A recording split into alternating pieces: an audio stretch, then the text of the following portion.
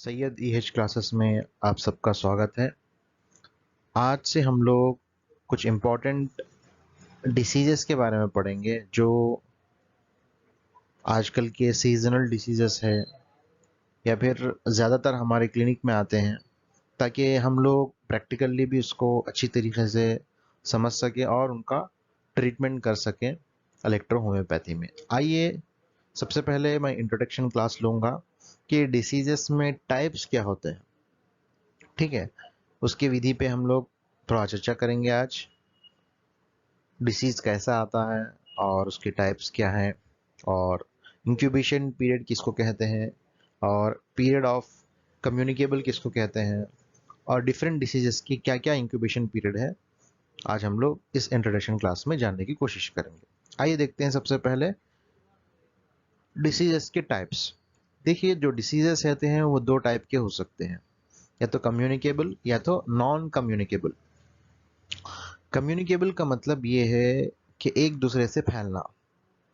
ठीक है, non communicable यानी वो डिसीजेस जो एक दूसरे से नहीं फैलते हैं।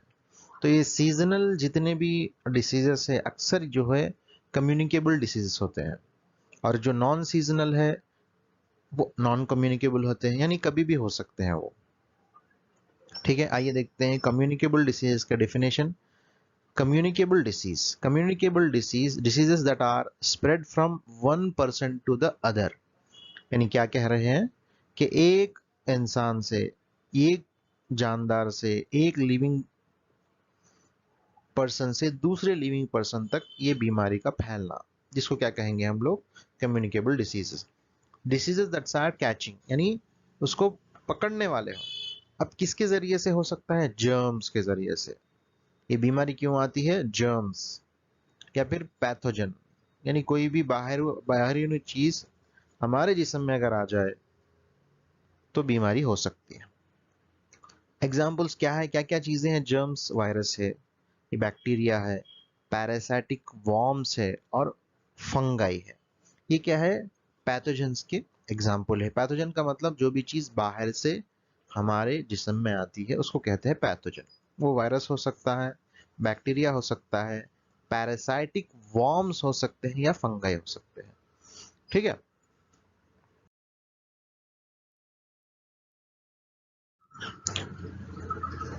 तो और थोड़ा डिटेल में जाएंगे कम्युनिकेबल डिसीजेस के डेफिनेशन में। ये communicable disease is an illness, ये क्या है? एक बीमारी है ड्यू टू स्पेसिफिक इन्फेक्शन, खास किस्म के इन्फेक्शन की वजह से, या फिर toxic product capable of being directly और इनडायरेक्टली ट्रांसमिटेड।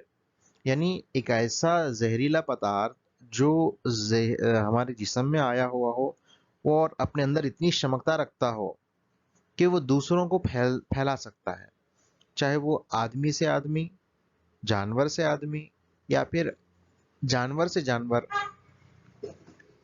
अपने एनवायरनमेंट के जरिए से। यानी एक ऐसा टॉक्सिक सब्सटेंस किसी को अगर हो गया तो वो टॉक्सिक सब्सटेंस को इतनी कैपेसिटी है, इतनी ताकत है अपने अंदर कि वो एक इंसान से दूसरे इंसान तक फैल सकता है। या फिर किसी जानवर में हुआ हो, जानवर से जानवर फैल सकता हो, या जानवर से इंसान की तरफ फैल सकता हो एनवायरनमेंट की मदद से। एनवायरनमेंट में क्या क्या आता है? पानी है, हवा है, खाना है।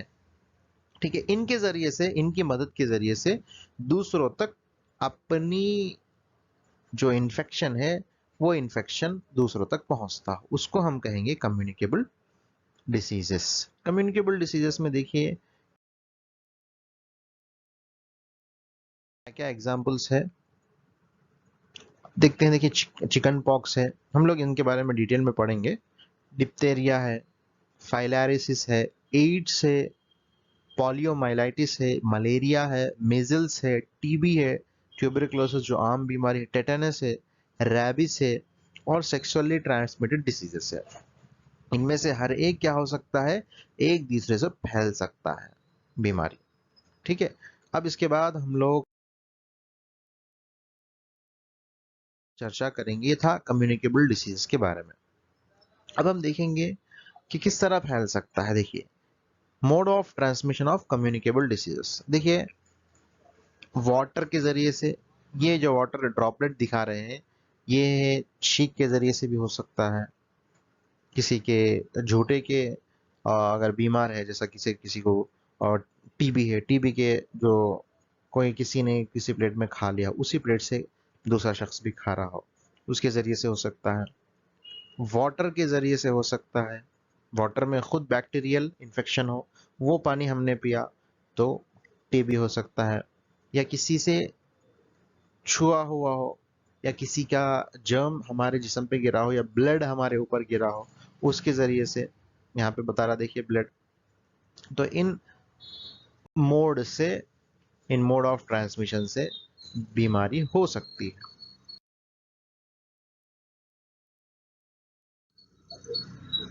अब हम देखेंगे, अब ये बीमारी हो गई, कम्युनिकेबल डिसीजेस किसी को अगर हो गई, तो वो इन्फेक्शन कितने दिन में अपने को सिम्टम्स बता सकता है, उसी को कहते हैं इंक्यूबेशन पीरियड। क्या कहते हैं इंक्यूबेशन के पीरियड का मतलब, the incubation period is the number of days between when you are infected, यानी एक ऐसा हिस्सा है कि जब किसी के जिस्म में अगर इन्फेक्शन हो गया हो, इन्फेक्शन जाने के बाद कितने दिन के बाद आप किसी को सिम्टम्स बतलाता हो, लक्षण बताता हो, लक्षण बताता हो, यानी पहला लक्षण, जैसा कि मिसाल के तौर पर किसी को मलेरिया का मच्छर काट दिया, ठीक है, वो काटने के बाद पहला सिम्टम्स, या चाहे वो बुखार हो, बॉडी पेन्स हो, या कुछ हो, वो सबसे पहला सिम्टम कब बताता हो, ठीक है, तो उसी को हम कहेंगे इंक्यूबेशन पीरियड। अब इसमें हर एक का इंक्यूबेशन अलग अलग होता है। मलेरिया का अलग होता है, टाइफाइड का अलग होता है, कॉलेरा का अलग होता है, डिप्थीरिया का अलग होता है, मीजल्स का अलग होता है, स्मॉल पॉक्स का अलग होता है, चिकन पॉक्स का अलग होता है, सबका अलग अलग होता है। आइए देखते हैं थोड़े एग्जांपल्स हम इंक्यूबेशन पीरियड के। देखिए ये डिसीज है, अब इन्फ्लुएंजा हो गया तो ये 1 दिन से 2 दिन के अंदर बताता है। कॉमन कोल्ड भी 1 दिन से 2 दिन तक। ब्रोंकोलाइटोसिस है, ये भी 3 से 5 दिन। एक्यूट रेस्पिरेटरी डिसीजेस में 5 से 7 दिन में बताता है। डेंगू में 5 से 8 दिन में, डेंगू का जब मच्छर काटने के बाद 5 दिन के बाद मालूम होता है कि पेशेंट को डेंगू हुआ। इसी तरह थोड़े एग्जांपल्स में बताता हूँ। मीजल्स 9 से 12 दिन, स्मॉल पॉक्स 12 से 14 दिन के बाद मालूम होता है, चिकन पॉक्स 13 से 17 दिन, इसी तरह मम्स 16 से 20 दिन के बाद, रूबेला 17 से 20 दिन के बाद, ठीक है। एड्स देखिए 1 से 10 साल के बाद सिम्टम्स का जाहिर होता है। तो ये जब सिम्टम्स, पहला सिम्टम्स आएंगे, until first appearance of prodromal symptoms, यानी पहला सिम्टम्स जब हमें नजर आएगा तो उसी को हम कहेंगे इंक्यूबेशन पीरियड। तो ये थे डिफरेंट डिसीजेस के डिफरेंट, हम जी जब डिटेल में डिस्कस करेंगे, जब हम लोग डिस्कस करेंगे, ठीक है। अब आइए दूसरा एक डेफिनेशन बताता हूं आपको मैं। देखिए अब तक हम लोगों ने क्या देखा कि किस तरह एक डिसीज है, एक डिसीज किस तरह के टाइप्स है, और इंक्यूबेशन पीरियड किसको कहते हैं उसको देखा हम लोग। अब देखेंगे हम पीरियड ऑफ कम्युनिकेबिलिटी, यानी एक डिसीज आने के बाद, इन्फेक्शन आने के बाद, वो पेशेंट के अंदर कितनी दिन तक ये क्षमता हो सकती है वो दूसरों को इन्फेक्शन फैला सकता है, ठीक है। इसी को कहेंगे हम पीरियड ऑफ कम्युनिकेबिलिटी, यानी इन्फेक्शन होने के बाद कितने दिन से कितने दिन तक वो पेशेंट दूसरों को इन्फेक्शन कर सकता है, उसी को हम कहेंगे period of communicability. Is the time during which an infectious agent may be transmitted, directly हो सकते हैं या indirectly, from an infected person to another, from infected animal to human, और from infected person to animals, चाहे इंसान से हो, या इंसान से जानवर को हो, या जानवर से इंसान को हो, कितने दिन में फैला सकता है, तो इसी को हम कहेंगे पीरियड ऑफ कम्युनिकेबिलिटी, ठीक है। अब पीरियड ऑफ कम्युनिकेबिलिटी की एग्जांपल्स देते हैं, लिखते हैं। देखिए मम्स, ये इन्फेक्शन होता है, इंक्यूबेशन पीरियड इसकी 2 से 3 हफ्ते है, 18 दिन में फैल सकता है, 18 दिन में सॉरी सिम्टम्स दिखा सकता है। कम्युनिकेबिलिटी देखिए कब, 7 दिन, यानी हम ये मम्स में होता क्या है, जो ग्लैंड्स हैं हमारे यहाँ पे, वो ग्लैंड्स सूज जाते हैं, एडनॉइड ग्लैंड्स। ठीक है, वो सूजने के बाद, सूजने से 7 दिन पहले से सूजने के 9 दिन तक जो है ये पीरियड ऑफ कम्युनिकेबिलिटी, यानी इन दौरान, ये 7 दिन ये 9 दिन, यानी 16 दिन उसके अंदर क्षमता होती है कि दूसरों को ये फैला सकता है। ठीक है, तो इसीलिए पेशेंट को क्या करना चाहिए, इंक्यूबेट करना चाहिए, उसको आराम करने के लिए कहा जाए। इसी तरह रोबेला है, रोबेला का देखिए इंक्यूबेशन पीरियड 14 से 21 दिन, यानी इन्फेक्शन होने के 14 दिन के बाद सिम्टम्स नजर आते हैं, जब तक सिम्टम्स नजर नहीं आते। ठीक है, अब इसका पीरियड ऑफ कम्युनिकेबिलिटी क्या है, रैश, यानी इसका एक सिम्टम है रैशेस आना, तो रैशेस आने से 7 दिन से रैशेस आने के 5 दिन बाद, कुल कितने हो गए, 7 और 5, 12 दिन, यानी 12 दिन ये दूसरों को फैला सकता है। ये एग्जाम्पल्स थे, हम अलग अलग बीमारी में अलग अलग पीरियड ऑफ कम्युनिकेबिलिटी में डिस्कस करेंगे। देखिए ये एक चार्ट है, चार्ट के जैसा, इन्फेक्शन अंदर आया, आने के बाद सिम्टम्स हुआ, यहाँ से सिम्टम्स आए, सिम्टम्स आने के बाद इन्फेक्शन की मात्रा बढ़ गई। ठीक है, अगर इन्फेक्शन बढ़ने के बाद, ये पीक है यहाँ पर जहां मैंने मार्क किया है, पीक है। ठीक है, पीक है, अगर आपका इम्यून सिस्टम मजबूत है तो इन्फेक्शन के खिलाफ लड़ेगा, लड़के इन्फेक्शन को कम करा देगा। ठीक है, हो गया, यहाँ पे डिसीज खत्म हो जाएगी। ये देखिए latent period, period of communicability, incubation यानी सिम्टम्स आने के बाद से लेकर देखिए पूरे डिसीज के खत्म होने तक ये पीरियड ऑफ कम्युनिकेबिलिटी है, यानी दूसरों को फैला सकते हैं हम डिसीज। ठीक है, तो ये था, इसके जरिए हम लोग समझने की कोशिश की। देखिए ये भी एग्जांपल देखिए यहाँ पे, कोरोना वायरस का एग्जांपल है।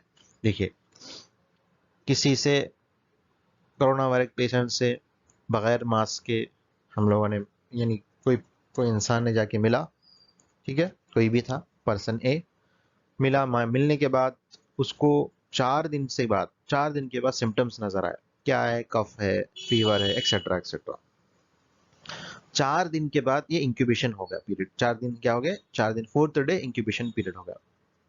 ठीक है, 4 डेज से 14 डेज तक सिम्टम्स रहेंगे, तो ये पूरा इंक्यूबेशन पीरियड है। अब ये पेशेंट को, ये पीरियड ऑफ कम्युनिकेबिलिटी क्या है, कम्युनिकेबिलिटी क्या है, ये जो इंक्यूबेशन पीरियड 3rd डे से 14 डेज तक, यानी जब सिम्टम्स पहला आया उस डेज से 14 डेज तक क्या है, पीरियड ऑफ कम्युनिकेबिलिटी है, यानी दूसरों तक पहुंचा सकता है। ठीक है, 14 डेज के बाद भी WHO की गाइडलाइंस के हिसाब से अगर देखा जाए तो 3 दिन और बगैर सिम्टम्स के अगर पेशेंट रहा तो उसके बाद उसको आइसोलेशन से रिलीज किया जाए, यानी 17 डेज टोटल। ठीक है,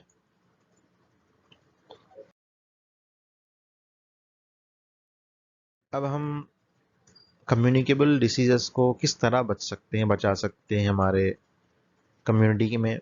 देखिए एक दूसरे से जब छींके बात करें तो बहुत एहतियात करें, थूकों से, दूसरों के ड्रॉपलेट से बचने की कोशिश करें। अब अगर क्योंकि कोरोना का सीजन चल रहा है तो मास्क लगाए और दूरी, अपने आप को दूर रखें एक दूसरे से। या फिर अगर खांसी आ रही है, छींक रहे हैं या कुछ है, तो उसको कवर करें और अपने हाथों को और अपने इर्द गिर्द सफाई को रखें, अपने घर में भी, अपने घर के बाजू में भी, इर्द गिर्द और लोकेलिटी में भी सफाई का ख्याल रखें, तो हम जर्म फ्री जोन बना सकते हैं।